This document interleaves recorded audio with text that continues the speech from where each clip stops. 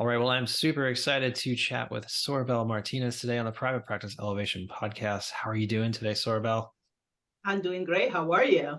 I'm doing great. I'm doing great. It's been a busy day, not typical day for myself as I've been taking some time off and hanging out with my 2-year-old because his school closed a little early today for some Thanksgiving pageantry type stuff. So Oh, I'm getting back into the office and starting with you, and so I'm excited to dig in and learn a little bit more about you today. awesome. Yes. Why not? All right. Well, before we get into what we really want to talk about, I want to hear a little bit more about you and your story, and that's part of my favorite part of having a podcast is I get to meet amazing people. And I always want to know a little bit more about who you are, what you do, obviously, but want to hear about how did you get to where you are today, doing what you're doing today. Yes. Hi, everyone. My name is Soribel Martinez. I am originally from Dominican Republic. I was born there. Came here when I was about 12 years old. I'm a licensed clinical social worker in the state of Connecticut, and I'm also the CEO of SM Psychotherapy and Counseling Services, where we provide psychotherapy, counseling, and psychiatry services to women and their families. So, how did I get to this point? So, as a child, as a young girl, I always dreamed of having my own business, writing books, being a leader in the community, and kind of like doing things that would change other people's life. Hmm. Uh, and I remember when I was 7, I used to pray that God would give me the opportunity to write a book. And I think I didn't know what I was praying about, right? Because you never know what is the course of life, what the stories are going to be, or how things are going to Yeah. unfold. So one of the biggest thing for me in my story is besides the like overcoming immigration, the loss of the connection with my family back in DR, my friends, my culture, I don't know, my history. I Yeah. think that the second biggest thing is when I was diagnosed with not just one but two brain aneurysms. That was like at the end of 2009. Mm. I was dealing with some huge headaches and having a difficult time with really difficult headaches. Like, those kind of headaches that you can't even think. Like, you Right. feel like Wow. your head is like not right. Yeah. So I went to my doctor, and my doctor said, well, I think because of your family history, we should send you to do an MRI. He was like, I'm sure everything is fine. We just want to make sure that you know that you're okay, so don't worry about it. So I really was not worrying about it, even though I knew the big history of brain aneurysms in the women in my family. My mom's mom passed away from a brain aneurysm. Mhm. Her brain aneurysm burst when she was pregnant, and she passed away pregnant. Then I have a maternal aunt who also brain aneurysm burst at 9 months of pregnancy. Wow. She survived, but she has some really deep consequences. And Mm. there's other women that have had the same issue. So, but I didn't think of anything, right? He reassured me, oh, this is just to make sure that everything is okay. Well, I received that phone call in the Mm. fall of 2009. I was getting ready to go to Panama to visit with friends and my son and my family. And they were like, I'm sorry, but there's just not one, but there's two brain aneurysms. Wow. And really, it was like I felt like my life like kind of stopped. You everything start going like into slow motion, and Right. you feel like lost, and you feel worry, anger. You feel it's just so many feelings when something like this happened. Right. I was still breastfeeding my almost 3-year-old son. Mm. Right. I had a really hard time being a mom. It was a really good time of my life. My son was still breastfeeding, and I'm like, what, wait, what? Wow. So in that moment, really, I began to think a lot of negative thoughts, right? I already knew the consequences of brain aneurysms. Of course, it has happened in my family. I knew that there were big consequences. I knew that I needed to move fast, and the doctor wanted for me to come in and kind of like start thinking about what were the plans going to be.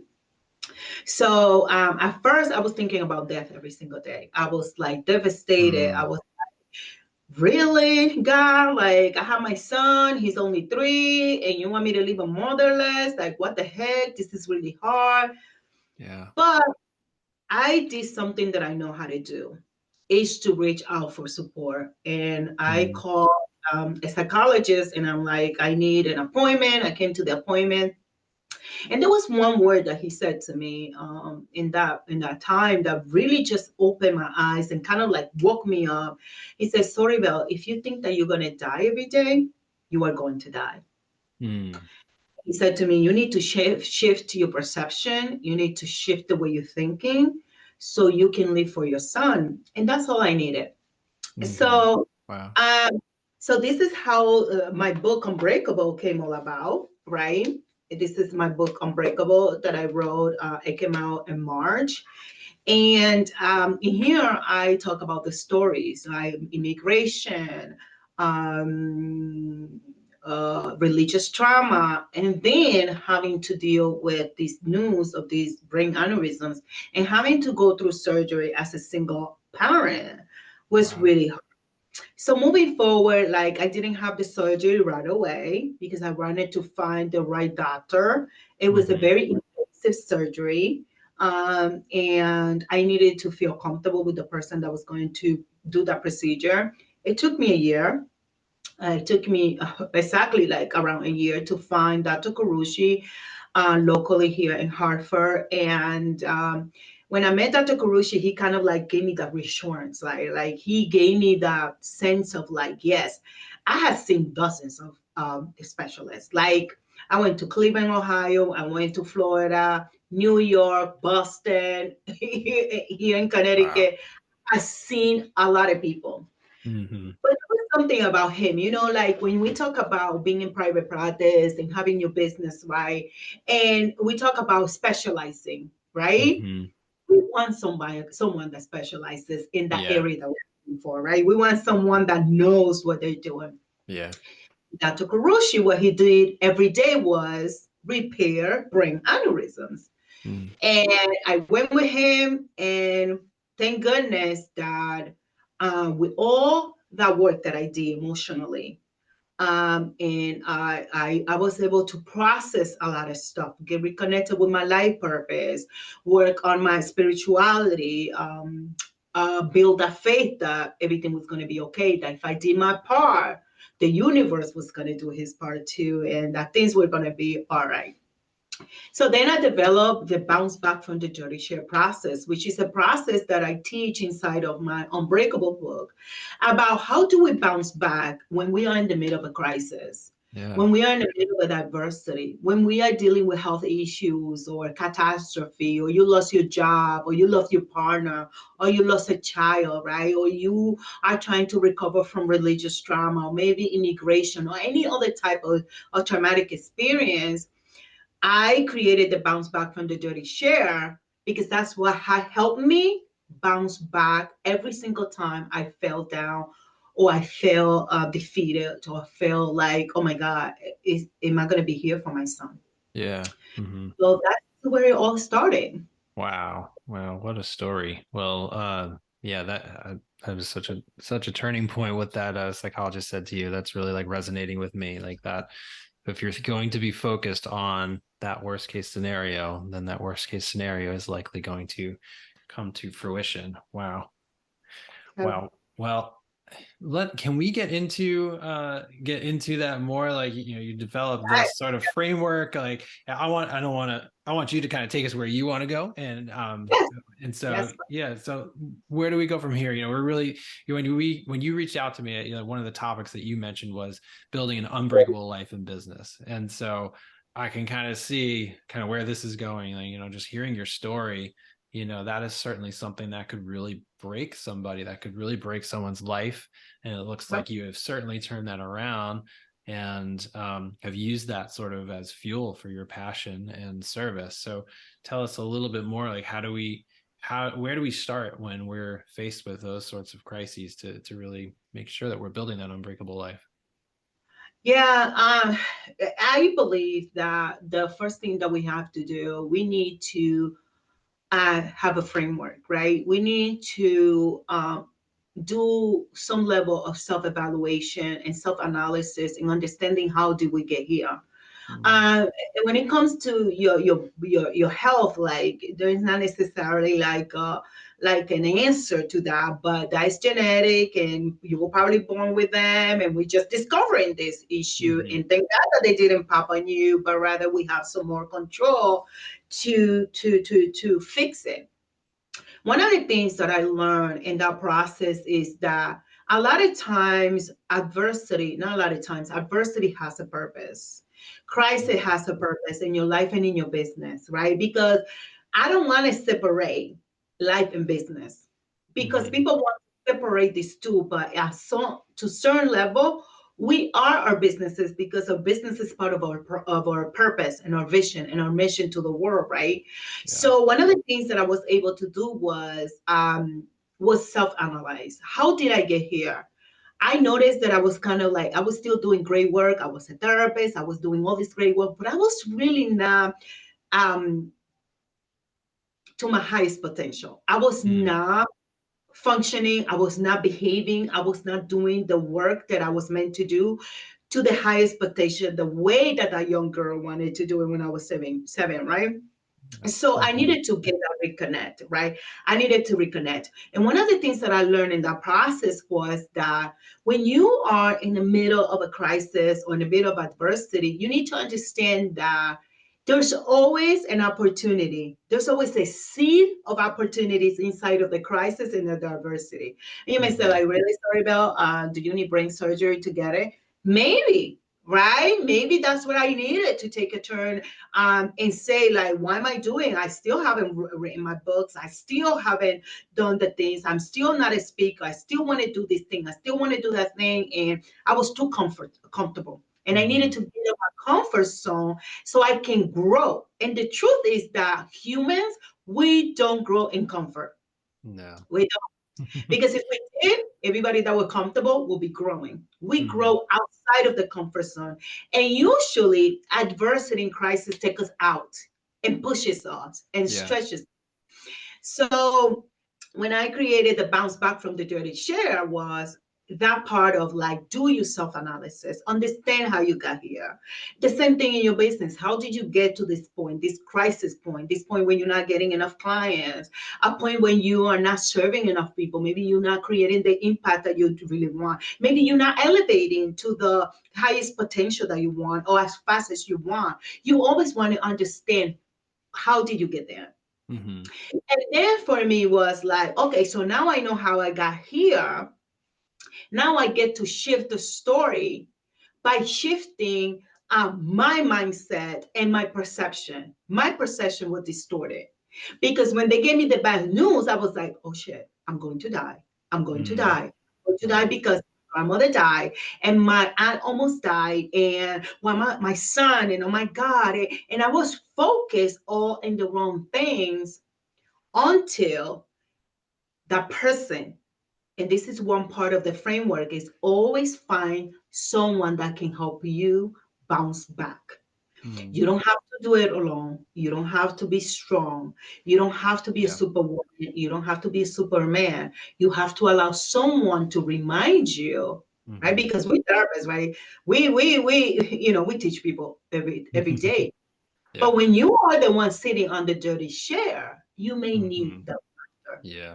Mm-hmm. So time passes by. I have my surgery. Um, I went home. I had surgery September 24, 2010. I went home on the 27th. On that Monday morning at 10 o'clock, 11 o'clock in the morning, I was walking out of the hospital on my own feet. The Mm. doctors couldn't believe it. Wow. They were like, no, no, no, no, no, no, no. no, no, no, no.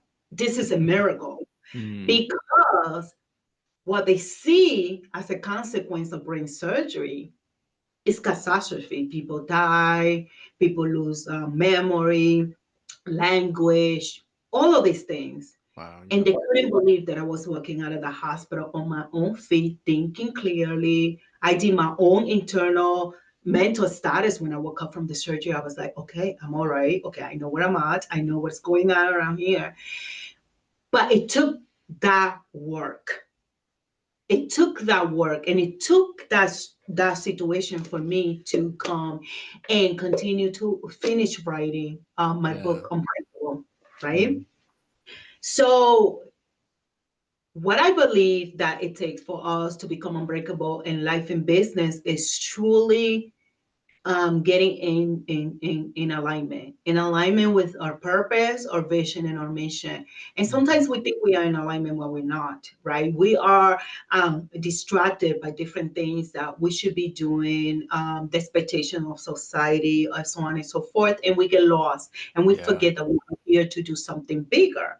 And that's how all started. So in 2018, I was a school social worker earning $100,000 as a school social worker.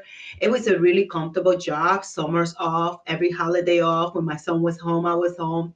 But guess what? $100,000 became very little for my dreams because I wanted my son to go to private school and I was paying for Mhm. private school and Yeah. private school was $30,000 a year. Wow. Right. So there you go. Right. Mhm. And I was like, what am I going to do? Like, I need to do something. I need to do something. And I was like, I'm going to go open my business. Mhm. And that's how it started when it comes to SM psychotherapy and counseling services and being able to provide, have this group practice. Right now, we are about 30, 40 people right now. And I just hired six more plus three this week. So nine more people. Wow. So the way I was able to transfer that resiliency from my personal life to building a business, it was doing the same thing. I decided to align my purpose, my vision, and my mission, and then I took action in what I believe I needed to do to make it happen. And I went, I took the licensing. I didn't have money for an office space. That's the truth. I didn't even have money for the licensing test. Excuse me. A friend of mine gave me the money and said, just go take the test and do what you got to Wow. do. And I did. And so you would say, so sorry, but what do you do if you don't have money for an office? I started doing in-home services. Mm, I thought, okay, so I don't have money for an office yet. I'm going to do in-home services. yeah. And before I even opened the door to my private practice, I had about 150 people on my wait list. So what it started to be like a part-time, I'm going to start a part-time thing. Never, it was never part-time. Mm. Within a month of me doing marketing, I noticed what I had in my hands, and I left my job. I left my school job and I went full time into private practice, and that's what I've been doing since 2018. Wow. I love it. I love hearing stories. It's I love hearing people's stories. Like there's so much adversity that you've overcome, and just hearing that resiliency. And I'm curious just to hear a little bit more as you kind of, you got in alignment with those, would you say your purpose, mission, and vision, and you knew that you needed to pay for your son's private school, and so changes had to happen. What were some of the first things that you did, like practically speaking, just for people listening, as you were looking to get that private practice off the ground? Like, how did you build that wait list? How did you get those clients ready, and waiting for when you were launching? Oh, I don't hear you right now.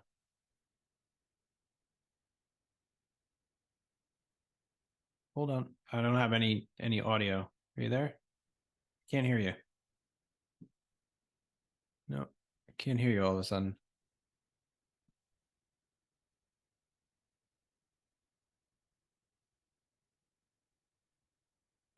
After getting in alignment, which is a lot of spiritual mindset work,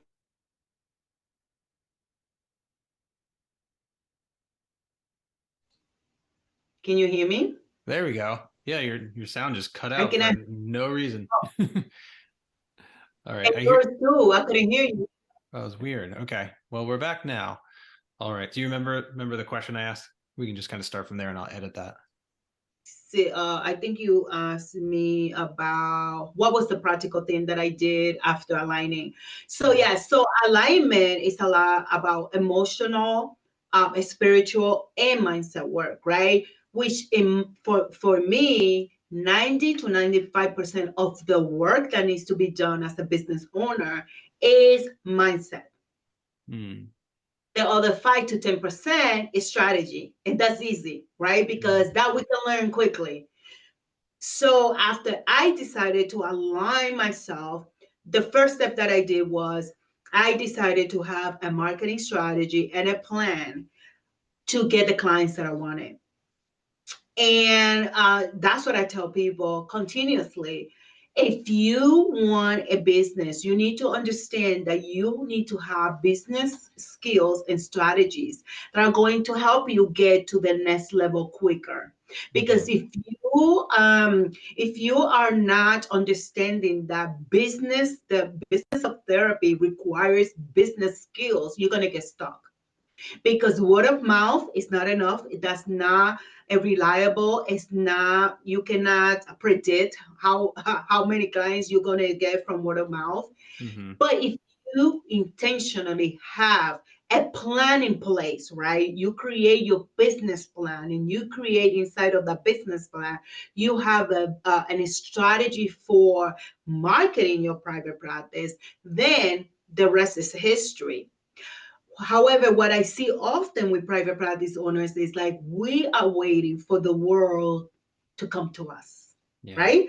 With Mm-hmm. us reaching out into the world with a cohesive message, with a cohesive brand that tells people who we serve. We serve women and their families, but women have children, husbands, parents, dad, mom, uncles, brothers, right? Mm-hmm. So when I started my marketing message to women and families, some people were like, you are going to miss out on everybody else. I said, no, that is an intentional strategy. Because when I was doing research market, I understood that most women are the one who are looking for services. Mm-hmm. Men hardly look for these kind of services. And it's true to this day for my practice where we are constantly getting those phone calls from the mom, from the girlfriend, from the wife. So we Yeah. serve the whole family, and each a therapist is specialized in different areas. Yeah. So one of the things that we have to do tangible is create a simple business plan. You don't have to have a very complex business plan. You can have a simple business plan that you can have in a good Google document like I have. And as you continue to grow, you continue to edit that document and you continue to add things based on the goals and the things that you want to achieve. Yeah. I love that. That's very practical because it's like you're getting things out of your head. You're getting into like you said, like not just waiting for the world to come to you. You're actually putting some skin in the game, some thought into what you're doing.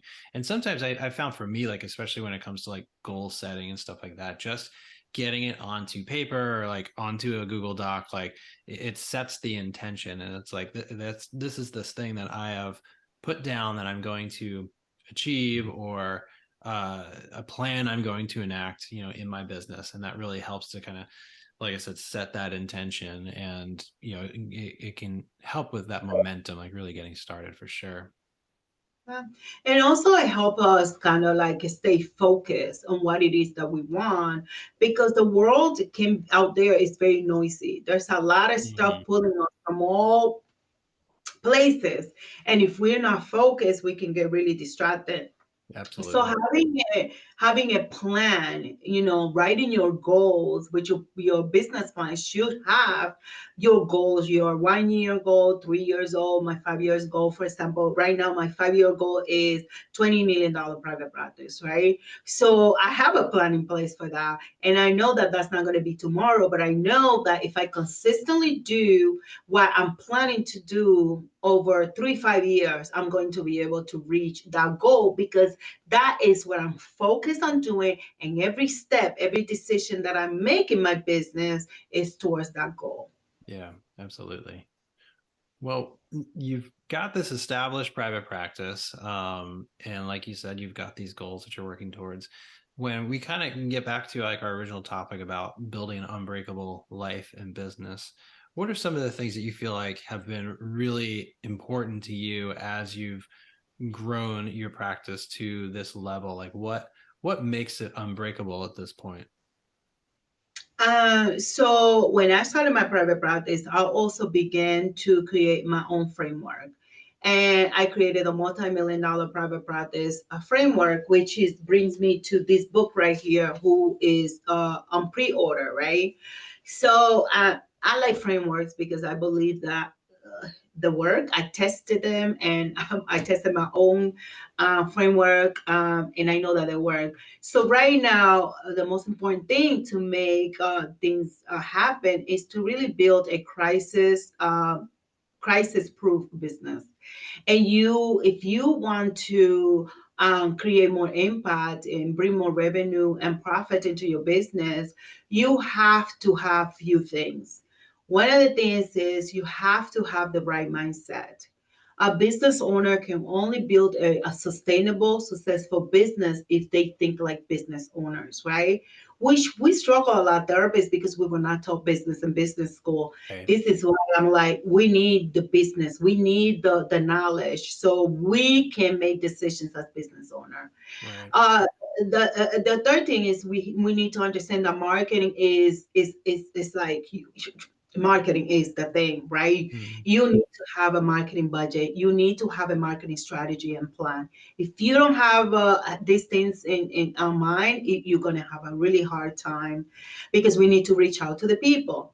And the third thing is have being able to have a hiring and onboarding process that is strong.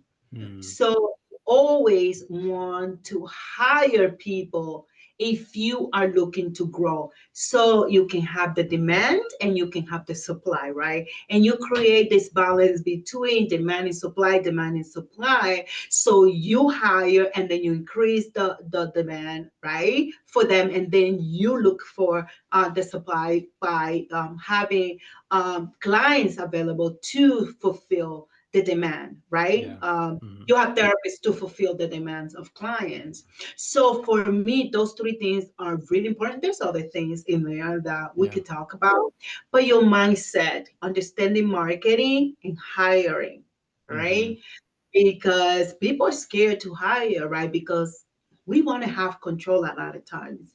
But we need to build the business mindset so we can relinquish some of that control that we Hmm. want to have and really build the business that we desire. Yeah, absolutely. I love that. Well, can we kind of wrap up our conversation on? I want to talk a little bit about marketing, because we talk about marketing a lot on this podcast, and so I'm always curious just to hear, different viewpoints about like, what's been working for you as you've been growing your practice to this level. What are some of the key things that you focus on in your marketing plan or marketing budget? So my marketing budget, I do digital marketing, online marketing for sure, social media presence, building your brand, building the brand message, having a cohesive brand throughout social media is really important. And I'm going to tell you why. It not only helps you attract clients, but it helps you attract people that want to work for you without you having to pay to gather that particular person candidate. So it's really Hmm. important to have that brand in front of people. I do Google Ads Hmm. has been really important to maintain. All of my therapists are always full. I cannot tell you when I have had a therapist says, "I'm leaving your practice because there's not enough client." That is not a conversation that we have had.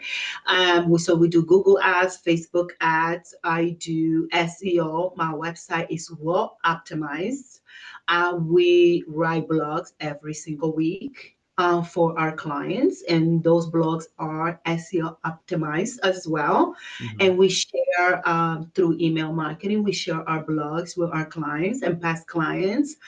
So we have an educational hub called, our blog. So we blog a lot, and we share those blogs with the community, and also on social media like LinkedIn, Facebook, Instagram, whatever there is the person listening, we are sharing these things.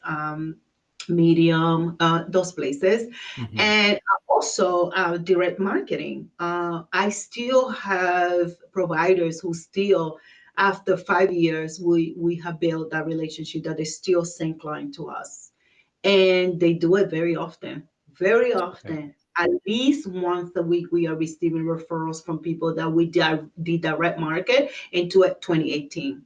Wow, that's great. We continue to do the same. I'll continue to do the same kind of marketing. Yeah, that's great. Thank you so much for sharing that. Well, are there any final thoughts that you want to leave folks with on this topic, building an unbreakable life and business? It's been just so inspirational just listening to your story and just hearing your passion and your focus. But is there any final thoughts you want to leave folks with? What I want to tell people is like we all were born with the potential to create the life and business of our dreams. A lot of times we do not develop that potential because we are afraid, but we have the potential and we all can create the life that we really want. And another time that I always tell people that time is life. Time is not money, because money you can get anytime. But every day that you are living without really fulfilling your purpose, you are wasting your life. And the worst thing you Mhm. want to do is take all of your talents and all of your potential to the grave. Yeah, amen to that. Well, where can people find you online just to learn a little bit more about what you're doing and these great books that you have? Yeah, so you can find me on soribelmartinez.com. There we have a lot of resources for you. You can also find me on LinkedIn, Soribel Martinez, on Facebook, Soribel Martinez, on Instagram, therapist underscore Soribel Martinez, and TikTok is therapist underscore Soribel. I'm literally like everywhere. It sounds like it. I love it. Yeah, it's very intentional. Yeah. Um, it's very intentional on my part. It's not like we just throwing spaghettis on the wall. There is an intent, there is planning, there is strategy behind it. And I Yeah. think that's exactly what you need to get your life and business to become unbreakable. Yeah, that's great. Well, thank you so much, Sorabel, for your time and just sharing your amazing story. And all those links we'll have in the show notes for this episode for folks to learn more about you. So thanks so much for being on the show. Thank you. It was a pleasure.